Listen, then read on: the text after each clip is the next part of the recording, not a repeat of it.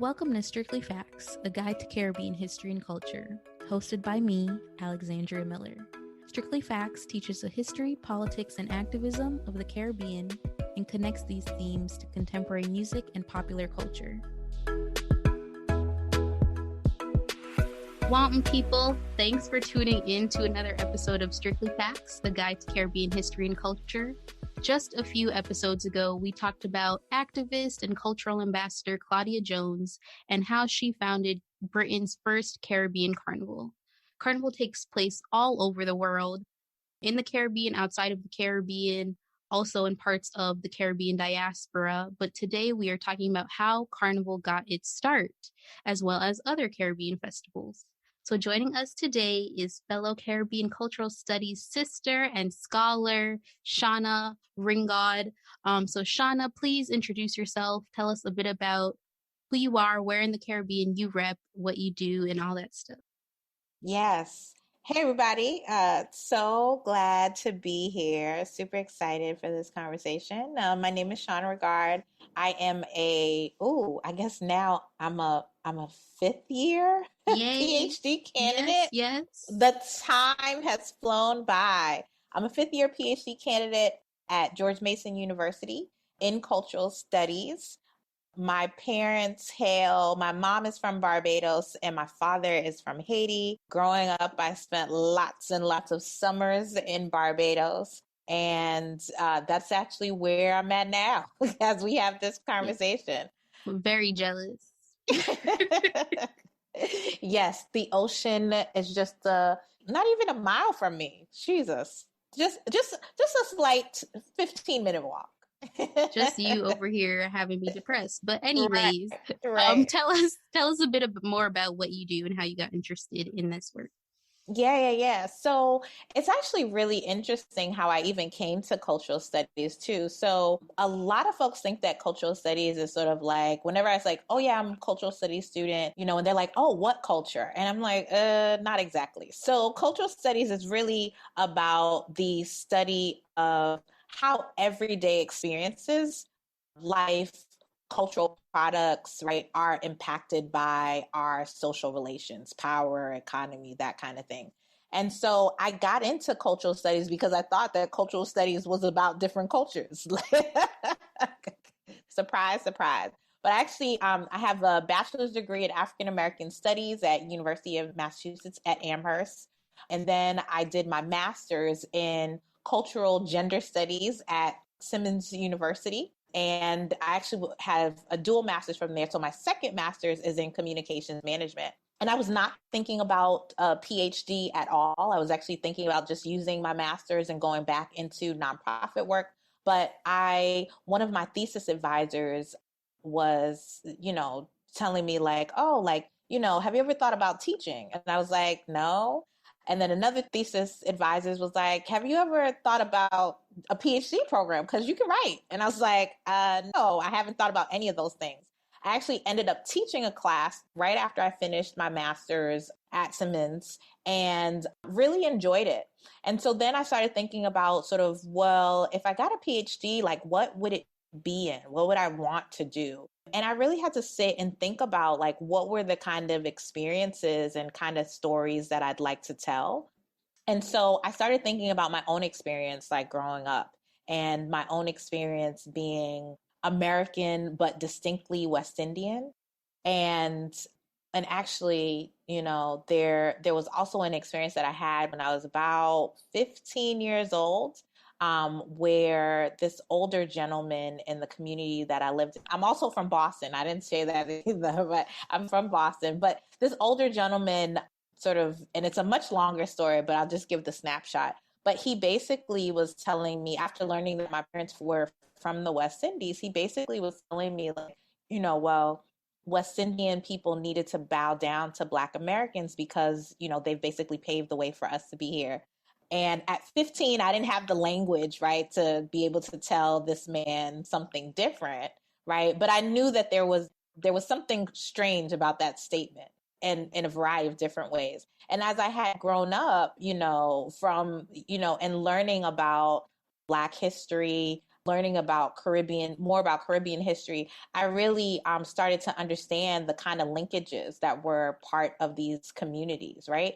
That Black folks in the U.S. Have always been in community with West Indians, right? And Africans, and so I wanted to be able to think about sort of how these linkages continue, right? What are the things about our communities that are important for our solidarity, right, as Black folks? And so that's where I came to my PhD program. I was like, oh, I'm really interested in sort of these larger questions about power and relationships and solidarity and how culture is engaged in those things. And so my dissertation is actually looking at Barbados and the history of the Crop Over Festival and sort of what the Crop Over Festival's role is in terms of culture and economy and the ways in which the Crop Over Festival reflects, right, a Barbadian national identity. So that's what I've been doing and how I got here. I think. No, thank you. So I was like, okay, wait, spin-off questions. But I mean, one thing I think you beautifully said is that there is such a large history of the linkages across the African diaspora, especially Right. when you're thinking of like places in the Right. global north, like the UK, like the US, etc. That, I mean, if we go down a path about like Black history in public schools, that will lead us down a very different conversation. But Yeah. I mean, I think there's Yeah. a Yeah. longer history that what better way to study those linkages than the ways that we come together, especially through culture. So before we dive directly into crop over, when we think of Caribbean festivals and celebrations, we definitely think Carnival, and we don't necessarily consider that there are Yeah. not everybody has Carnival, and Yeah. or at least in the same way, and the different origin stories between the two. So firstly, starting with Carnival, when I think of Carnival, I immediately think of freedom and emancipation, right? Though it didn't originally start that way. So like Mardi Gras in the US, Carnival's history in the Caribbean has obvious connections to Catholicism and its introductions to the region through slavery, especially during the 18th century. But even before the celebrations that we know of as today as Carnival, there were the Canboulay harvest parades in which enslaved Africans gathered to put out sugarcane fires, and they celebrated and sang and danced, etc. So could you talk to us a bit about how Carnival begins to evolve from what we know it as today, stemming from those Canboulay festivals? Like you said, when folks think about sort of Carnival and the history of Carnival in the West Indies, right? Right, we're looking at Trinidad, right? And being the greatest show on earth. And like you said, there's this sort of piece around Carnival's history really comes from colonialism, right? And what the key thing for folks to remember or think about, right, is that it's always sort of this struggle, right, for power in terms of how Carnival sort of evolves itself, right? You talked about it coming from these sort of Lenten celebrations. And when Trinidad was colonized by the Spanish actually gave some land away to French planters, right, to bring them in because they weren't really using that space. And so what the French did was bring in their tradition of Carnival. And so it's this tradition that goes back to the Middle Ages of really like flipping the world upside down, right? Folks who are poor can pretend that they're rich, right? You pretend that there's sort of this abundancy, right? And this is sort of the, you have these massive feasts and celebrations, right? Because in essence, right, that's not actually what's happening, right? And so there's kind of this sort of masking of the world in that way. And so when the French are doing it, the enslaved Africans, right, see that, and they start doing their own types of sort of play on these things. And there then becomes, as the British, right, come in, right, to take over the island, right, then they start to demand that the slaves no longer participate in these things. So they start restricting them, right? And that's when you get the Canboulay riots and them sort of coming in to demand those pieces of what they see as part of sort of the thing that they do. And the Canboulay riots are shortly after emancipation too in the West Indies, right? And so again, this kind of constant fight for power and negotiation of power is what's happening in the Caribbean with Carnival. And so as part of sort of how culture is always evolving, right, then sort of these traditions become something that folks start to replicate and do over. And it's interesting too, because the carnival itself has had different types of reforms over the years, right? Where people in power wanted to try to, again, limit the freedoms of folks who are participating in these things, right? So the wealthy class see what sort of the more impoverished Afro-Trinidadians are doing and want to sort of like suspend them. So they start to do rules about Carnival and what you can do at Carnival and how you should dress at Carnival. So it's really interesting to see some of these old flyers and pamphlets, right? Talking about like, you shouldn't be too drunk and you have to be covered at all times. And we're like, oh, they were saying that back in the early 1900s, right? But it's also interesting to see how Carnival has sort of evolved in that way, because then it becomes part of a civilizing mission, right? They're trying to pull the lower class into what could be seen as respectable Carnival, right, presentations. So that's when they start to develop winning prizes as part of the competition, right? A prize for your costume, a prize for your band. And so you start to see these ways of sort of kind of disciplining the masses into participating in a particular type of festival. So it's interesting because Carnival itself has sort of done this kind of evolving. Carnival in Trinidad has become part of the culture in the country. And part of that means, particularly after independence, seeking out ways to make the festival sort of part of a tourist product, right? And so you'll have more Trinidadians participating in Carnival, but now, right, as sort of the 1950s and 60s, we saw more air travel. Now you have people, then you have sort of folks that are living off the island that are Trinidadian sort of coming back for Carnival, or that's the time to come home. Or you see now that we're in the age of social media, right? You see folks sort of marking out space to participate in Carnival, right? Because they want to, post the videos, be in that costumes. And so it sort of transformed into a tourist attraction as well.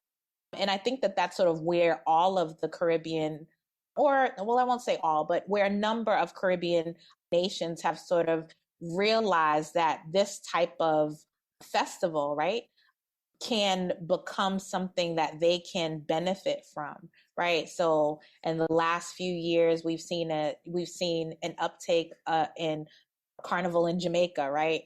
You've seen sort of St. Lucia and St. Vincent sort of being more cognizant about sort of pushing their carnivals as part of a tourist market, because now you can not only participate in Trinidad Carnival, but if you want to do these other, if you want to continue to do that, there's now a whole calendar of carnivals that you can participate in, right? That leads you through the whole year.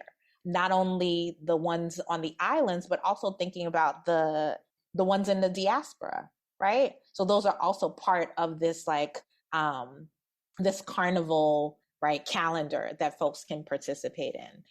And I feel like there might be I can keep going, but I don't know if you want me to stop there. You answered at least probably 3 of my questions already through that. So no, you did beautifully. But I do want to take us back to the Canboulay riots briefly, because I think, especially as you said, in this age of social media and things, people think of Caribbean Carnival as, glitz and glam and the costumes and, wanting to post the video and the pictures on Instagram, which I have done. So, I'm not shading it. I just think especially, maybe for those who are not within our communities, right?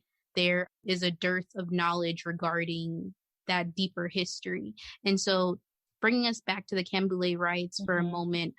So this is 1881, as you said, after emancipation. What exactly did the riots look like? You know, I think oftentimes revolts and revolutions get pinned in a certain way, but I think the Canboulay riots, in a sense, are really special because it's both a moment of protest, but also, you know, in the midst of what was going to be their cultural celebration. Yeah. So the Canboulay riots, right, like you mentioned, are a very significant part of sort of the Trinidad Carnival tradition. So I think the piece, right, that's critical about that is, again, this is a call to action because of continued repression, right? This piece around power. And Trinidad, again, has a really interesting history because they've had several different colonizing powers that have come in, create, right, that power over the country, right, that are colonizing the country. And so you start with the Spanish, and then you go to the French, and then you go to the British, and then back to the French. And so, again, there's a constant sort of mashup of culture there. And so what the Canboulay riots sort of shows us is how, because it really starts with the banning of the drums, right? That the British did not want African slaves to do. And so, of course, like all folks who are as resilient as, you know, Black people, we say, okay, you don't want us using drums? All right, we're going to use these bamboo sticks, right?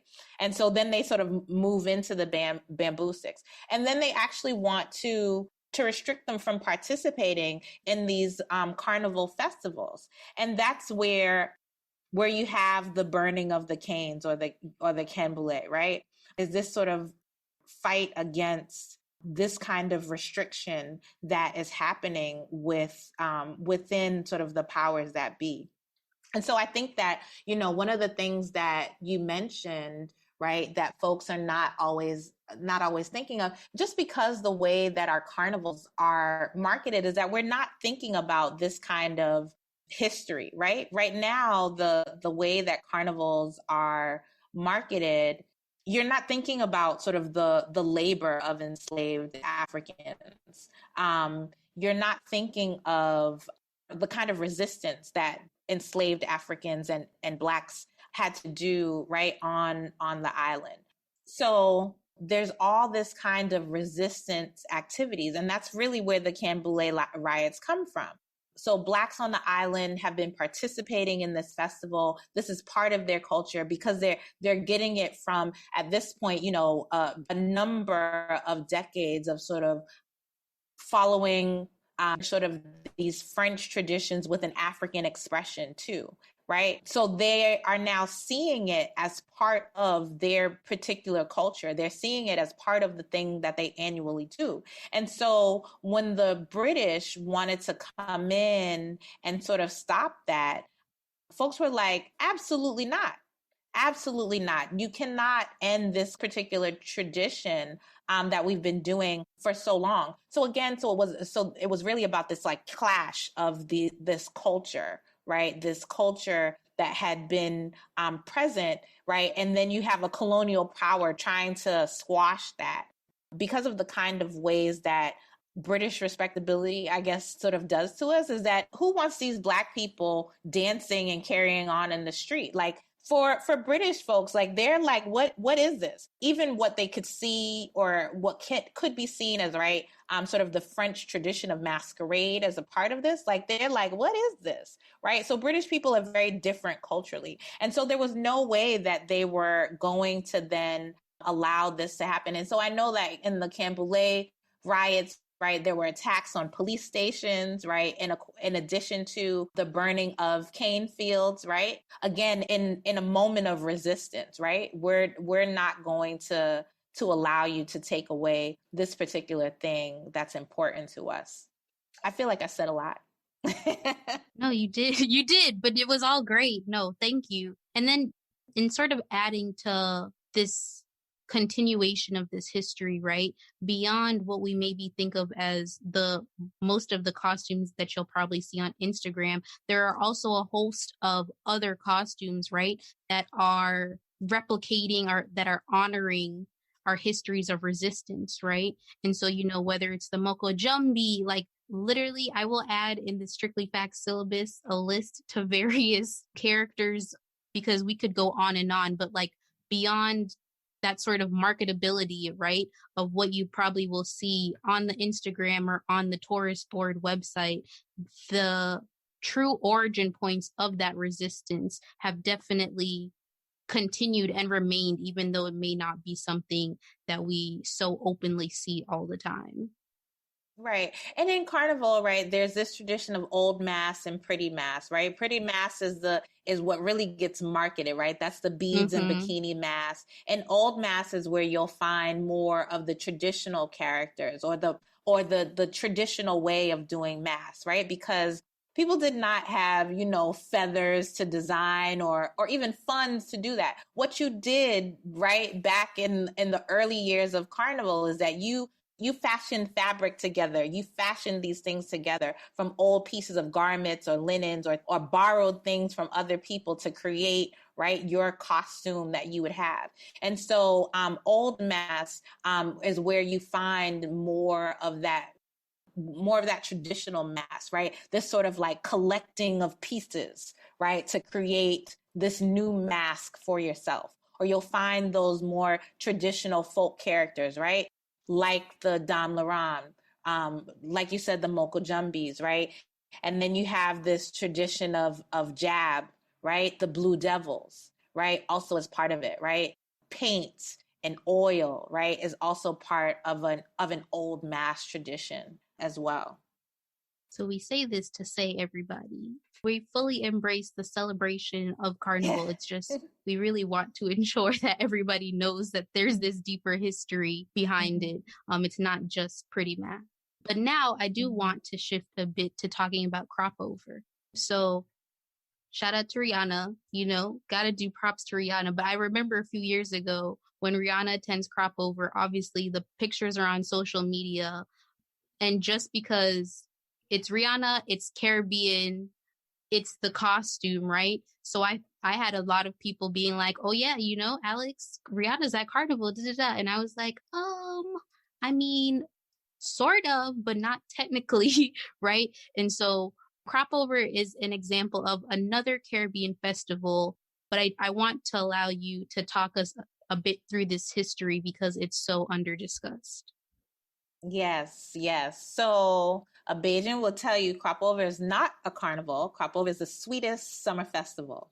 It's a distinction, right, that needs to be made because of some of the history, right? But because of the globalization and commodification of carnival, Crop Over falls into right, these carnival traditions, right? And for folks that don't know, sort of carnival and festival, right, work hand in hand.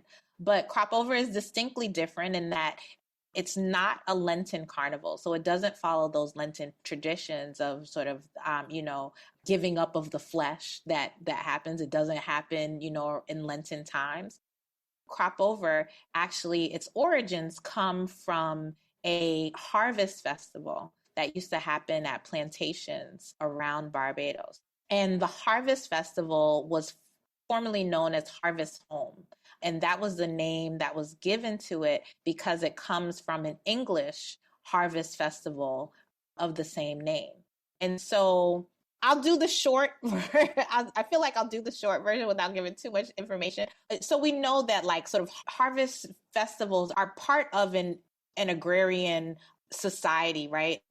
From centuries ago, right? Folks who depended on the land would oftentimes have these celebrations to be able to give thanks to the creator, a creator, many creators, right, for being able to have a good harvest. And so the Harvest Home Festival that was happening in Barbados, the first way that we find out or see Harvest Home or this kind of celebration in Barbados is happening around the 1790s. the planters would do is that at the end of a harvest, what they would do is they would have drinks and food for their enslaved population, and they would then celebrate at the end of the harvest. And that celebration would consist of bringing out the last canes, harvesting the last canes and bringing them all out on these decorated carts. Also, as part of sort of those early celebrations, they would have a member of the enslaved community sort of giving thanks to their hosts, the planters, the plantation owners, and then they would take part in dancing. The other interesting tradition that they would have for, again, in Barbados, is that they have the burning of an effigy called Mr. Harding.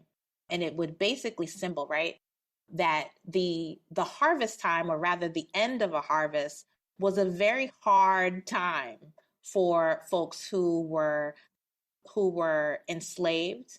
And then even thinking about after emancipation, the Blacks on the island that lived in poverty, because once the harvest is over, there's very little work. If there's very little work, there's very little money, and that means there's very little food. And so that burning of the effigy, Mr. Harding, really symbolized hoping and praying for a very short, what they would call hard time. And so that's where those celebrations, again, sort of start around 1790 is when we see in the archives the earliest mention of something like that, and then continue on until probably about the 1940s or so. But by that time, Barbados's sort of impact on the world in terms of the sugar cane crop is sort of dwindling. By the 1940s, there's sugar grown, right, in other places that are much bigger. Beet sugar is also something that started to be heavily produced, so folks could find sugar in other, right, vegetables, which started to bring down the price of cane sugar, right, which then meant something very, very devastating for Barbados, right, where sugarcane is their main export. So if the price of sugar is low, there's not going to be much money flowing into that colony. And so by the 1920s, where Barbados was originally seen as one of the most lucrative colonies for Britain, by the 1920s, it started to decline, right? Jamaica's making more sugar. You have beet sugar. You have sugar in Cuba, right? So bigger islands are taking up that share of the market. And so you have the celebrations of this sort of crop over, or the harvest home celebrations, are kind of dwindling by the 1940s, sort of as they did in sort of its heyday. Many folks felt like that the Harvest Home Festival had sort of died around the 1940s.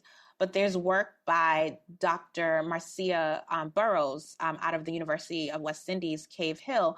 She's done a lot of work on collecting oral histories and on the history of crop over, that finds that even though there weren't as many harvest home celebrations in plantations, what you had is that in sort of smaller villages, folks were still doing these kinds of celebrations. So when the tourist board revives the Crop Over Festival, they understand that it's not only a way to bring in visitors, right? But it's also a way to try to potentially showcase Barbadian culture. And so they've really tried to pull in some of the pieces of that sort of original Harvest Home celebration. Originally, the Crop Over Festival had a decorated donkey cart, which people would say is like specifically Bajan, right? So they would have that decorated donkey cart parade. They would have different sort of craft fairs. They would have dances and calypso competitions. And as the festival started to develop, they did start to bring in elements of Trinidad's Carnival as well, right? So that's when you sort of, what we have as our day of mass is Kadooment Day, right? Kadooment being a Bajan word, but it has those Trini elements of masquerading. on top of that. And so the festival sort of evolves into this festival of Bajan identity and culture. We have something here called Bridgetown Market that is also sort of the Saturday and Sunday before Kadooment Day. The other really important thing that people don't realize is that Crop Over is not sort of just like that last week when everybody comes in. Crop Over is essentially an 8-week celebration. So prior to the week before Kadooment Day, there are all kinds of events that people participate in here on the island, including sort of, parties and fetes, but also cultural things. So we have calypso tents. We have our soca competitions as well. So there are all of these other things that sort of reinforce, right, these ideas of Barbadian culture. And so in that, right, you are very much so a part of shepherding and continuing the traditions of Crop Over through your organization, Mayhem 246. Could you tell us a bit about Mayhem 246, why you created it, and what it means for you to be participating not only as a scholar of Caribbean history and culture, but as a person from there, who wants to ensure that these traditions are kept alive in the most sort of authentic ways. Yeah. So Mayhem 246 is a concierge company that I started with my good friend and sorority sister who lives on the island. And like I said, I have been coming to Crop Over since I was a baby. And it's only until I found money as an adult that I started really jumping. Because here is not for Crop Over, you don't play mass, you jump for Kadooment Day. So I started jumping in Crop Over, and as I started having more friends who participated in other carnivals, they would be like, oh, I really want to go to Crop Over. They would ask me about what they were doing, and then I'd be like, oh yeah, this is great. And it was sort of a list of events that were foreign events, right? So events from New York promoters or Trinidad promoters, right, on the island. I'd be like, okay, this is nice. But if you're coming to Barbados, you should be at Bajan events. You should be at things that is going to showcase Bajan soca, because it's a very distinct sound, Bajan soca, as is the accent, right? You should potentially be going to some cultural events, participating in some things on the island. And so that's really where Mayhem 246 came about, is that, I think it was in 2016, I had like a group of friends. It was like 15 of them. And they was like, Shauna, we trying to come to Crop Over. Like, what are you doing? And I was like, all right. So I put together an itinerary. I was like, I'll figure out taxis. I work with my friends. We had taxis shuttling people, blah, blah, blah. I got back from Crop Over that year, and I was like, I should just do this, because people want the experience, and they want to be able to sort of, if they haven't been here before, want to be able to like figure out how to participate in this festival without a lot of stress. And so that's really what May 46 is doing. It's like, come and enjoy your Crop Over. We will take care of your costumes, your fetes. If you're interested in liming on the beach or doing some tourist things, here are some things that we can, arrange for you. And you'll get to leave Barbados singing Bajan tunes, right? So that's really what we wanted to do. And it's really a passion project of mine, because I love Crop Over as much as I do. I really want folks to understand the history of the festival and understand like what makes Barbadian culture different from another island that you might go to. So to really showcase the beauty that is Barbados, and that is the Crop Over Festival. So all that to say, y'all, when the world opens up again, when Crop Over reignites, who are we hitting up? Yes. Shauna and Mayhem 246. Yes. You can find us on the socials, Mayhem 246 on Instagram. Our website is mayhem246.com. Definitely hit us up if you're interested in going to Crop Over. Yes, beautifully said. Well, our Strictly Facts big question in my head, given this history of Carnival and of Crop Over, what are some of your favorite examples of Caribbean pop culture, Caribbean music, Caribbean films, etc., that have to do with Carnival and Crop Over? Yeah. So I love this question. I really had to think hard, and I feel like I didn't think hard enough, but I did want to. I'm like, I need some more time. I need more time. But I'm a soca lover. So the first thing that came to me was like, what are the songs that I really love during Carnival? And so because we're talking about Crop Over, I have to also put some Bajan artists in there. So I wanted to highlight Sanctuary and his song Pick Me Up. So I think that was 2000 and I think that was Crop Over 2017. And the song is basically like, I'm in a fete, like I might be drunk, but I'm gonna always have somebody, I'm gonna have my friend around to pick me up, right? And it was either 2017 or 2018 that song came out. I want to say 17, but that Crop Over, when I tell you that it rained. And again, right, this is again the beautiful thing about Crop Over and when Crop Over is, it's the end of the harvest season, which means it's also the rainy season in the island. So you will never have, people pray for a dry Kaduma Day, but it's always going to rain on Kaduma Day. But when I tell you that year, it rained so much so by the third fete, I was in my Juve boots at every event because the sun wasn't out enough for the rainfall to dry from the following night. So I was just like, I'm just wearing my Juve boots to every event. But my first night in, we went to Fete Walk. And which is like one of the big events that happens on the Wednesday night of that week leading into Kaduma Day. So we went to Fete Walk and I had on my favorite sandals. I was in this cute outfit and the rain came down. And when I tell you there was about 4 inches of mud, but I was still partying in 4 inches of mud. By the end of the fete, the mud was so deep that it popped my sandals. And so I was now walking to the taxi barefoot.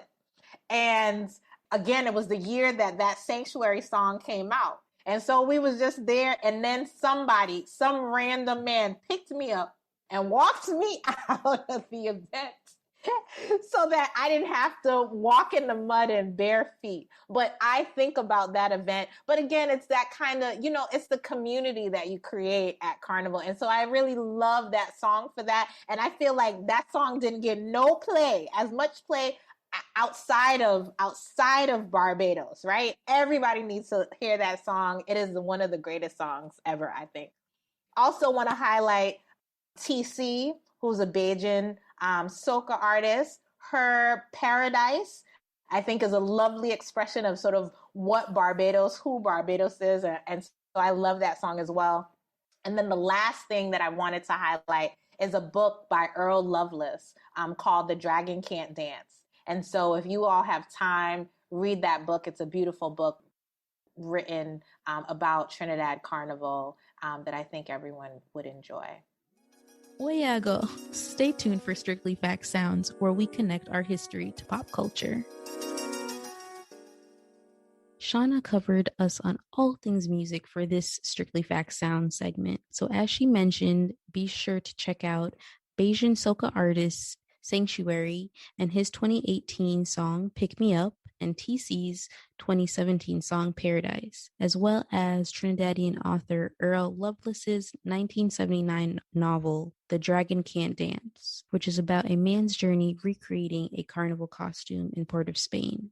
Also, feel free to check out Haitian-born novelist and writer Edwidge Dandicat's 2002 After the Dance, a walk through Carnival in Jacmel, Haiti, which is her own personal reflections on Carnival's history and practices in Haiti. And lastly, one of my favorites, be sure to check out Trinidadian-American Dr. Kevin Adonis Brown's 2018 book, High Mass, Carnival and the Poetics of Caribbean Culture, which combines photography, criticism, and personal reflections of Trinidad's Carnival. Shauna, thank you so much for coming on Strictly Facts to talk about all things Carnival and Crop Over. We are so grateful to have you on the podcast, for speaking with me this episode. Do let everybody know where they can find you on social media, and also give Mayhem 246 another shout out. Yes. You can find me. I am on Twitter and Instagram at NE1Nappy. It's NE1 NAPPY. You can find Mayhem 246 on Instagram at Mayhem 246, and then also on the web at mayhem246.com. Perfect. Well, thank you for joining us again. Listeners, thank you for listening. I hope you enjoyed the episode. Again, check out the Strictly Facts syllabus for all the links to all the references, the books, the songs, of course, that we talked about in this episode. And we hope you enjoyed. So, little more. Thanks for tuning in to Strictly Facts. Visit strictlyfactspodcast.com for more information from each episode. Follow us at Strictly Facts Pod on Instagram and Facebook, and at Strictly Facts PD on Twitter.